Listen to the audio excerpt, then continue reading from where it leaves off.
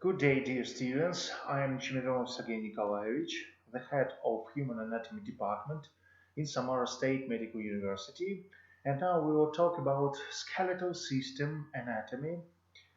You know that the movement of an organism is one of the most important properties, and the progressive development of the group of chordates is associated primarily with development of the locomotor ability of animals. To implement the locomotor function, there are a muscular skeletal system which includes the bones that make up the skeleton, different types of bone connection, the muscles that make up the active part of the muscular skeletal system. So first, we will talk about our lecture plan, the concept of a skeleton, bone classification, bone as an organ, functions of the skeletal system, and also we will talk about bone's development in ontogenesis. So, what does it mean skeleton? Skeleton is from Greek word skeletos, which means dried. And on the right part of this picture, you see mummy, and first mummies was named like skeletos. So the skeleton of a person weighing 70 kilogram weighs about 10 or 12 kilogram. The skeleton performs the functions.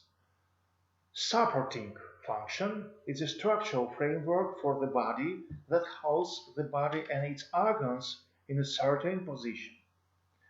Locomotor function, number 4. Bones are levers that are involved in the providing movement. Protection, number 3, of the body and organs from the effects of the external environment. Skeleton is a depot of mineral substances. And on the next slide I will show you this. And you must know that bones are a receptacle of the red bone marrow, which performs the function of the hematopoiesis and a source of immunocomplement cells. The chemical composition of the bone tissue. I told you that skeleton is a depot of mineral substances, and so our bones contains inorganic component, calcium, phosphates, magnesium, potassium, citrates, fluorides, bicarbonates, and also they contain organic part, which included collagen, first and fifth types, osteonectin, osteocalcin, proteoglycans, and glycosamine glycans. So they are organic substance which consist 20% of other proteins like collagen, osteonectin, osteocalcin, and other. So the organic component gives bones elasticity and firmness. The inorganic component gives hardness for bones. So our bone tissue is a type of connective tissue that consists of cells and intercellular substance. So our bones divided to next parts. First is axial skeleton and consists of vertebrae or spinal column, and skull or head bones. And next is additional or appendicular skeleton, which contains of bones upper limb, two parts of these bones.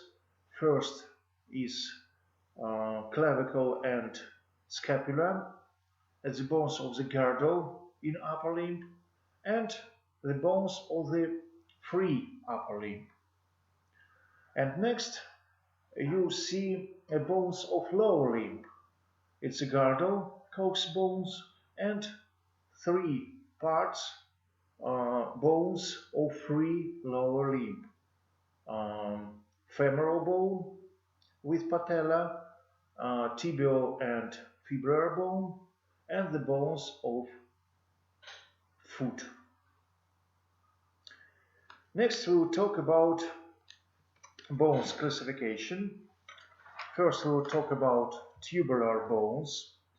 Each tubular bone has a middle part, body, and on the left part of this picture you see long tubular bone or biepiphyseal bones, and on the right part of this picture you see monoepiphyseal bones or short tubular bones, metacarpial bones and phalanges.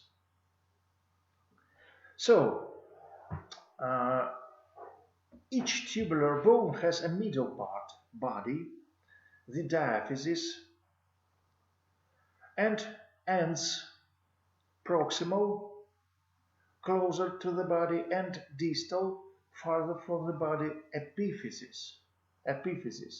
In addition, if the bone has not finished its growth, then on the border of the diaphysis and epiphysis there are metaphysis, growth zones. Here is the metaphyseal cartilage which ensures the growth of the bone, and accordingly the growth of the person in length. It occurs until the age of 20-25, after which growth stops. Long bones, which serve as struts and ladders, are mostly composed of compact matter. The diaphysis is a hollow cylinder. And so the long bones has two growth zones between diaphysis and proximal and distal epiphysis. But also you see short tubular bone. They have a general structure plan, but they have one important difference. They have only one growth zone, distal growth zone, between the body of these bones, diaphysis, and distal epiphysis. And they grow on the distal format. Next, we will talk about spongy bones. Are formed mainly by a cancellous bone substance surrounded by a thin layer of compact substance. They can also be long, like ribs, you see here, breastbone or sternal bone, and short, you see vertebra, the body of vertebra, which is like example of spongy bone. Next, flat bones are similar structure to spongy bones but have significant sizes. They either from walls of any cavities, for example, the skull, pelvic bone, or represent extensive surface for muscle attachments like scapular bone. Next we will talk about mixed bone, the bones of irregular shape that do not have a specific geometric characteristics. They consist of several parts with different development and structure. For example, a mixed bone is temporal bone. You will see on the right part of this picture. And on the left part you see also a long spongy bone, clavicle, but it has two different development. The proximal part has one type of development. Uh, it development from a cartilaginous model, and the distal part is development from mesenchyma or connective tissue in embryo. Next, we will talk about pneumatic bones. There are five skull bones. You see maxilla, frontal bone, temporal bone, sphenoid bone, and ethmoid bone. And all the pneumatic bones um, has have cavities, sinuses or cellulars filled with the air. The sinuses are lined with the mucous membranes and often communicate with each other.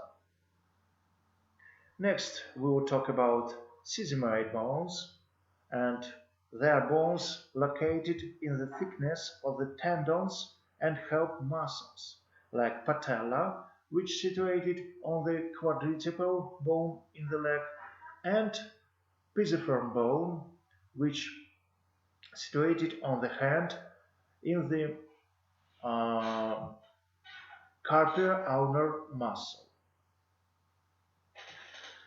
So, each bone has a structure corresponding to the condition in which it is located. So, next we will talk about bone like an arm. First, I tell you about structural and functional unit of compact bone substance. It's osteum. And you see osteum here. Osteum is a single, self-regulating system, all elements of which are in constant functional interaction. Osteum are three-dimensional structures that have a longitudinal spiral direction um, with respect to the long axis of the bone. Osteums are 4-5 centimeters long. Neighboring osteums anastomose with each other. This is what determines the unification of individual osteums into a single system. Consequently, the Haversian channels is the channel of osteum here, in which you see the artery in osteum. The same name is Haversian channels. In a compact substance, together constitute a single system of tunnels. The vessels located in it are connected into a common network which favors the functioning of the microcirculatory blood stream. In the process of slow restructuring throughout life, new Haversian system replace old ones. The restructuring of the osteons continues throughout life. Their number per unit area decreases over the years. There are intermediate bone plates between the osteons. From the point of view of developmental history, these are remnants of the previous osteons. Osteons are continuously destroyed and restored in a process of constant adaptation of bone architecture to its function. And you see two differences of bone tissues. So we will talk about development of the skeletal system. In the early stages, the notochord performs the support function in the embryo. It has existed for 2 months and serves as the basis for the formation of the spine. In embryogenesis, bone tissue appears at 7-8 weeks intrauterine development, when all the other types of tissue are already present. The source of the development of bone tissue is the sclerotome of mesotherm somites, from which the mesenchyme is isolated. There are two ways of osteogenesis. Direct way, this is how the flat bones of the calvaria and partly the clavicle develop.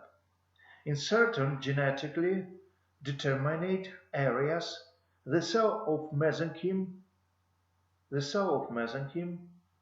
differentiated into osteoblasts. It's differ creating part of the bone's development, osteoblasts. They secrete collagen fibers to form bone trabeculae. The growth of trabeculae continues until the distance from the center to the trabecula to the nearest capillary reaches uh, 1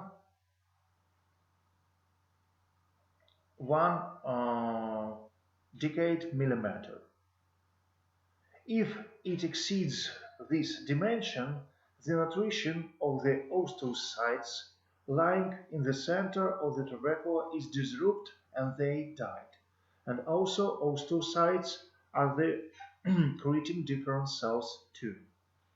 With the help of new osteoblasts, the replacement is compact and the trabeculae are replaced with osteons.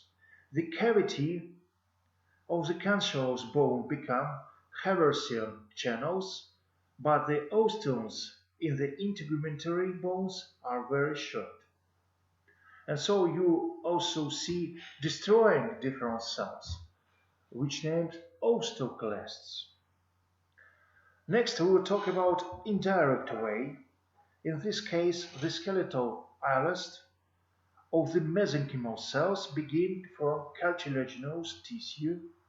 As a result of chondrogenic differentiation, a cartilaginous model is formed at the site of the future bone. As the cartilage model grows, osteogenic differentiation occurs in the perichondrium. Osteoblasts, together with the vessels, grow under the perichondrium. When replacing the cartilaginous skeleton with bone, deposition of bone occurs both inside the cartilaginous enlarge and chondral ossification, and in the outer layers of cartilaginous is perichondral ossification. Through endochondral ossification, a spongy substance is formed inside the cartilage. As a result of perichondral ossification, first a spongy substance is formed, and then a compact substance. By the time of birth, the diaphysis of all tubular bones is bony, but formed by a cancellous substance. Later, the peripheral part of the spongy substance is replaced by a compact substance, and in the center of the diaphysis, the trabeculae are resorbed and the bone marrow cavity is formed. And resorb is a function of osteoclasts, destroying different. The formation of typical tubular diaphysis is completed after birth. In the epiphysis, ossification occurs endochondral. Points of endochondral ossification appear just before birth. In most bones, ossification points in the epiphysis appear at 5-6 years of age. At the same time, in the center of the epiphyse, cartilaginous cell hypertrophy, the surrounding matrix is calcified and cells die. Blood vessels grow into the firm cavity, incubate the osteogenic cells. The process spreads in all directions so that the entire epiphyseal cartilage, except for the articular surfaces, they are replaced by the bone tissue.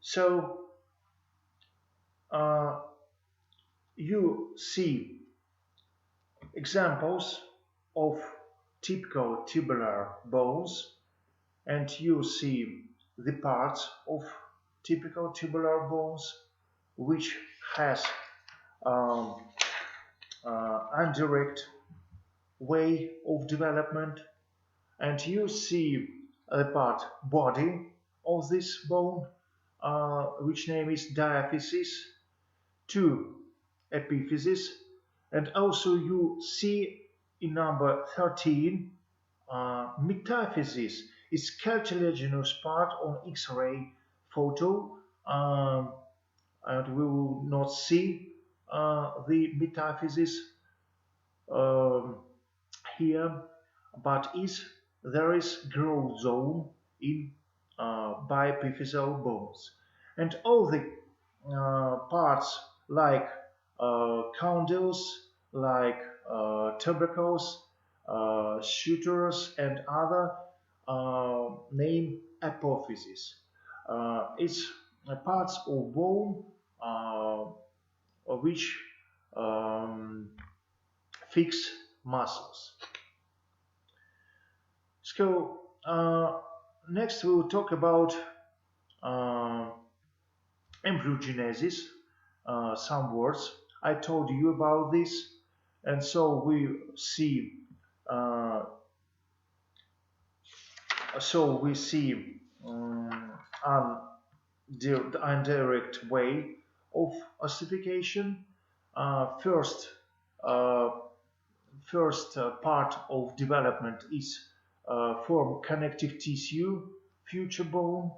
Next, uh, there is cartilaginous model of bone, and finished part of the development is a form of bone tissue or skeleton.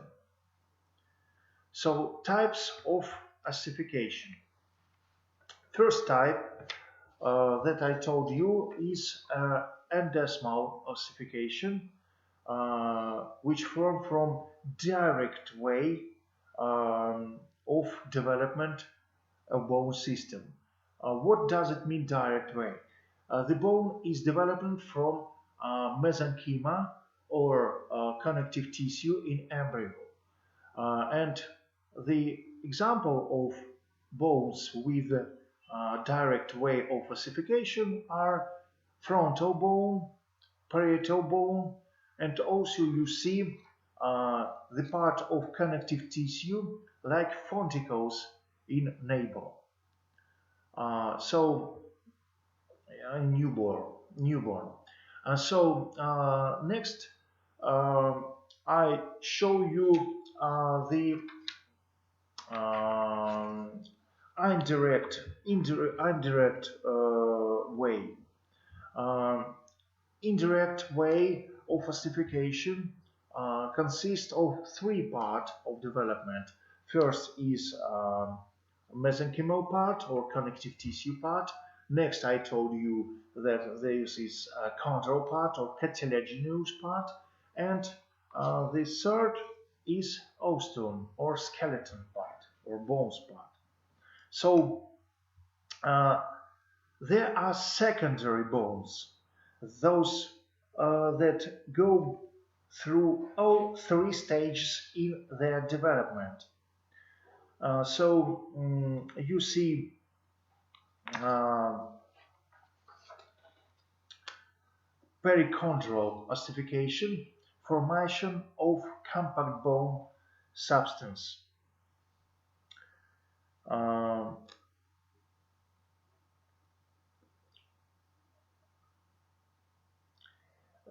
This substance contains diaphysis of bone.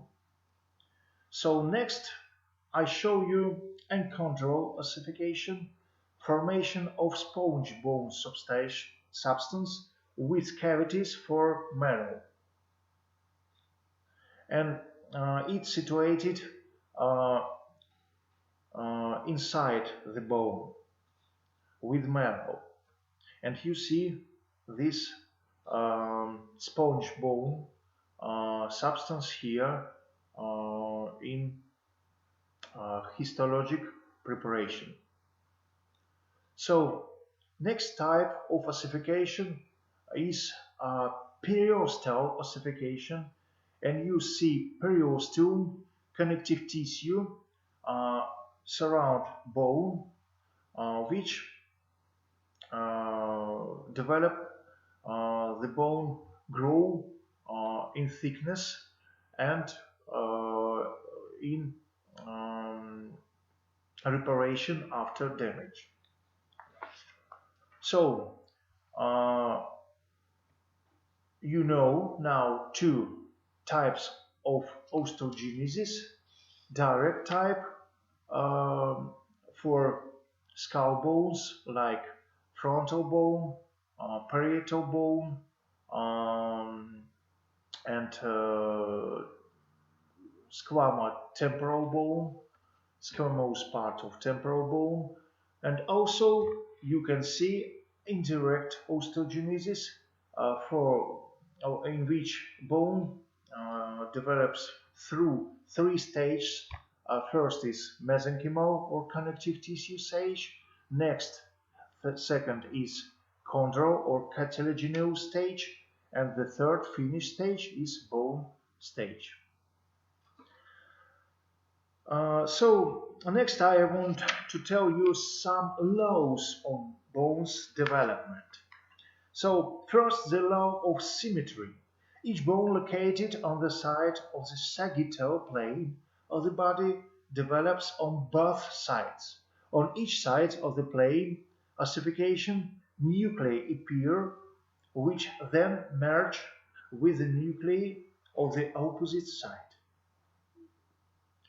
Next, the law of tubercles. Before puberty, growth increase due the legs, after due the trunk. Uh, Before puberty, the most intensive growth occurs in height, after the bones thicken most intensively. Next, the law of alternation. The bone grows in length, in width and tertially. For long bones, periods of activate growth and growth breaks alternating. The law of cavities, number 3. Uh, Cavities and holes are formed by at least two bones. So a supply channel is directed to epiphyses which earlier fuse with diaphyses. And in monoepiphyseal bones, the ossification nuclei develop at the end opposite to the direction of the nutritional channel.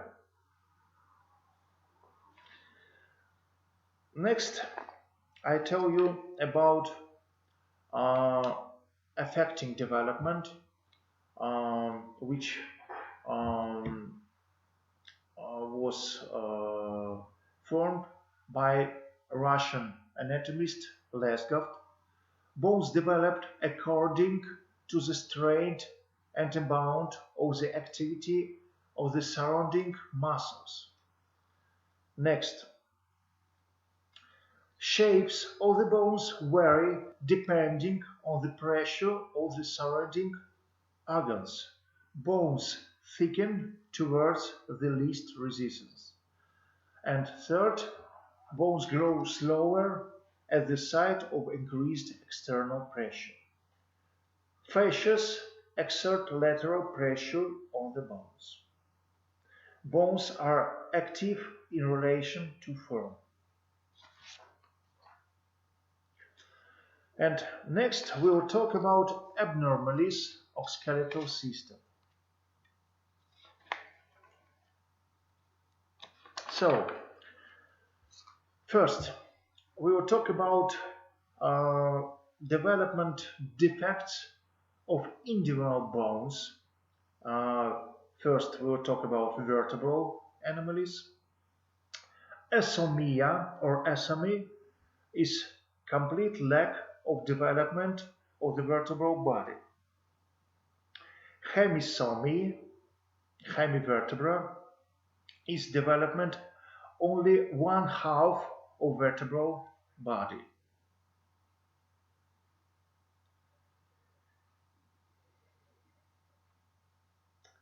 Next, um, vertebral plana, um, spina bifida, it's in Latin. So, vertebra plana is congenital platyspondylia, the result of growth arrest in the height of the vertebral body. The vertebrae are flattened or have the shape of the double concave lens. The most common deviation of the development of the vertebra is non-union of arch spondylosis uh, or spondylolysis, mainly in the sacrum, sacral bone, which contributes to the development of spina bifida, or spina bifida is in Latin, is the absence of fusions of two halves of the vertebral arch along the mid-posterior line. When the arches of the vertebra are split, the spinal cord bulges out with the membranes, resulting in a spinal hernia. The presence of spina bifida in the lumbar or cervical region is associated with such suffering is bedwetting. Vertebral fusion, broke vertebra. And next, we'll talk about sacralization and lumbalization. Sacralization is an increment of the last lumbar vertebra to the sacrum, assimilation to the sacrum. The lumbar region, there are 4 vertebrae, and in the sacral, 6 vertebrae. But you remember that in nerve and lumbar and sacral vertebrae are 5 in quantity. Lumbarization is non-union of the upper sacral vertebra with the rest, similarity to the lumbar spine. Therefore, there are 4 vertebra in sacrum. Cases of the appearance of up to 20 coccygeal vertebrae have been described. They are removed surgically. And also you see here spina bifida with